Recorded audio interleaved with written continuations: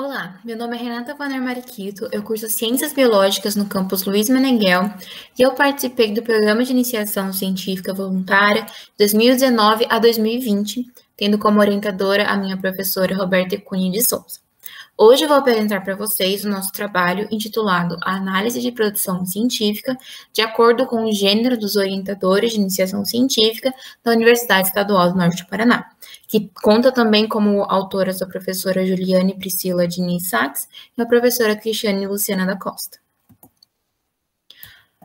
Comecemos falando sobre algo que infelizmente não é surpresa. Como as mulheres elas foram ofuscadas da ciência por um bom tempo.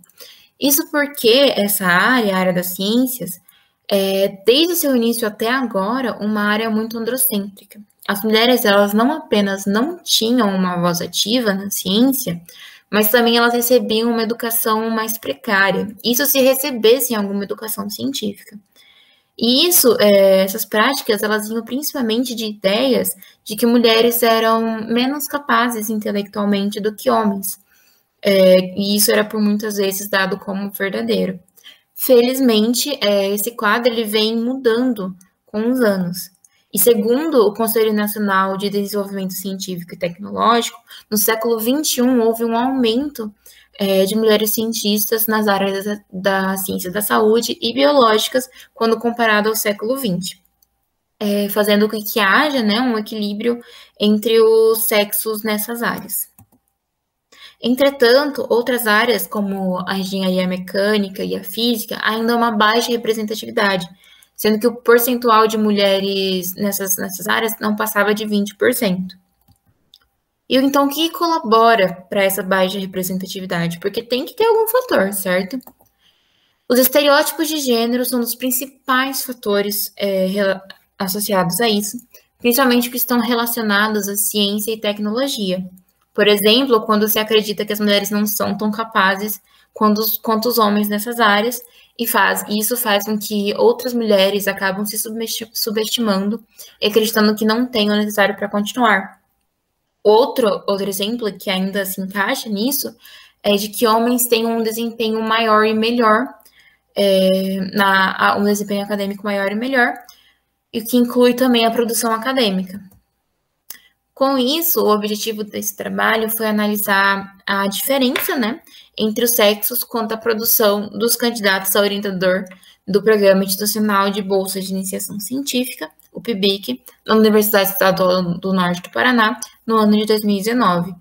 E para isso, a pontuação legitimada pelo Comitê de Iniciação Científica foi considerada e foi utilizado dessa como uma métrica legítima para a produção científica dos docentes. E como, então, esse trabalho foi feito, né? Primeiro foi utilizado o edital público 8 de 2019, SIC para PG-UEMP, onde foi divulgado a pontuação de professores candidatos para o PIBIC de 2019. Essa pontuação ela foi feita por área, sendo estas as ciências agrárias, as ciências biológicas, as ciências da saúde, as ciências exatas, as ciências humanas, as ciências sociais aplicadas e letras, linguísticas e artes. Então, foi utilizado o programa Excel para tabular os dados e rodar os testes de Q quadrado para a quantidade de professores em geral e em cada área, para analisar se havia ou não uma diferença entre a quantidade observada e esperada, nesse número, né, de professores, onde o esperado era 50% de cada sexo.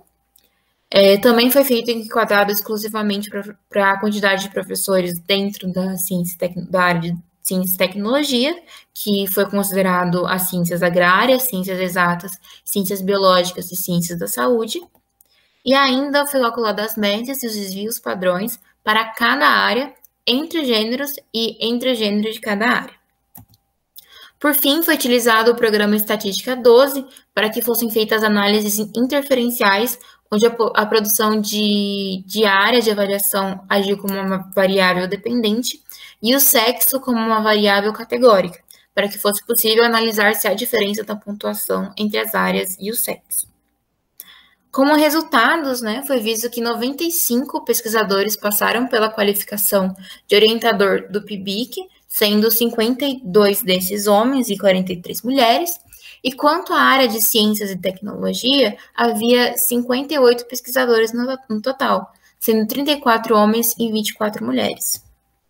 Não foi encontrada, né, uma diferença significativa entre o número de professores de sexos diferentes em geral, e também não foi encontrada diferença entre o número de professores em 5 das 7 áreas, sendo as ciências agrárias, ciências biológicas, ciências da saúde, ciências exatas e ciências humanas.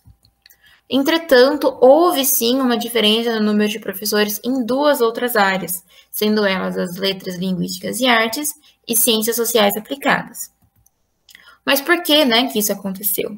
Foi pelo fato que em letras, linguísticas e artes apresentava apenas um representante homem, e o restante dos representantes eram mulheres. Já em ciências sociais aplicadas, que foi colocado o símbolo do curso de economia aqui, né, para representar, não havia nenhuma mulher pontuante. Fato esse que não se era esperado, visto que em outras bibliografias não apresentavam essa falta completa de mulheres.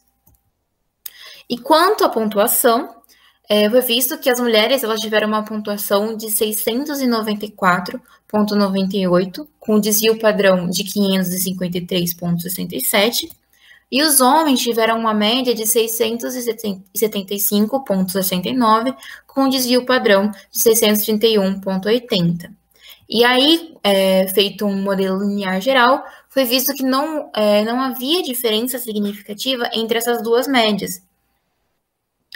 E algo importante, né, de falar é que nessa pontuação de 2019, pelo menos uma das 3 maiores pontuações de cada área era ocupada por uma mulher, menos no caso nas ciências sociais aplicadas, pois não havia nenhuma mulher pontuante. E além disso, especificamente nas áreas de ciências humanas e nas de letras, linguísticas e artes, as 3 maiores pontuações eram exclusivas de mulheres. Foi também visto que em algumas áreas, em geral, tinham uma margem de pontuação maior do que as outras, entre a maior e a menor. Por exemplo, nas ciências da saúde, a maior pontuação foi de 2.420, enquanto a menor foi de 259, uma grande diferença. Outro fato visto que é importante de apontar é que a maioria dos docentes com as maiores pontuações estavam envolvidos em programas de pós-graduação da universidade. E isso era esperado também, porque estar inserido em um programa assim acaba aumentando a produção docente.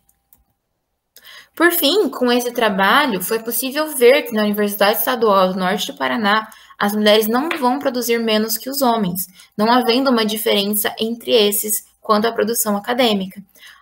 Algo que também foi visto em outras bibliografias. Sendo assim, a ideia de que mulheres produzem menos na UEMP não passa de um estereótipo de gênero. Eu gostaria de agradecer à Universidade Estadual do Norte do Paraná e ao Programa de Iniciação Científica Voluntária da UEMP. Essas foram as minhas referências. Muito obrigada.